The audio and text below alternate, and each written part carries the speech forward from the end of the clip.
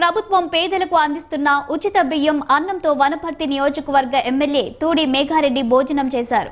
నియోజకవర్గంలోని గణపురం, పెద్దమందడి, వనపర్తి, గోపాల్పేట్, పెబ్బేరు మండలాల్లో పేదలకు సన్నబియ్యం పంపిణీ ప్రారంభించారు.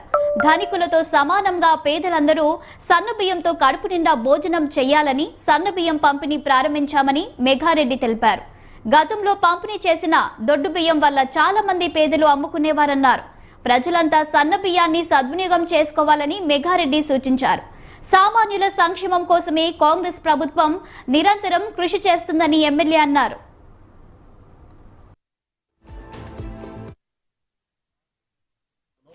తెలంగాణ రాష్ట్రంలో మొన్న ఉగాది పండుగ రోజు హుజూర్నగర్ శాఖ స్టార్ట్ చేస్తున్నారు.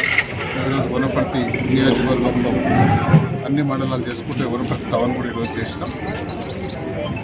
మన పెద్ద కుటుంబాల్లో, ధనిక కుటుంబాల్లో మన ఎవరైతే సన్నబియ్యం తింటారో అన్ని తెలంగాణ రాష్ట్రంలో బీద ప్రజలను తినాలనే ఉద్దేశంతో ఈ రేషన్ షాపుల ద్వారా సన్నబియ్యం ప్రోగ్రాం ఈరోజు మేము ఆర్డీఓ గారు, జేసీ గారు, పిఎస్ఓ గారు, ఎంఆర్ఓ అందరం మా కాంగ్రెస్ నాయకులు అన్ని మండలాల్లో రేషన్ షాపుల దగ్గరికి వెళ్ళి ఆ సన్నబియ్యం కార్యక్రమాన్ని ఓపెన్ చేసుకు వస్తున్నాం.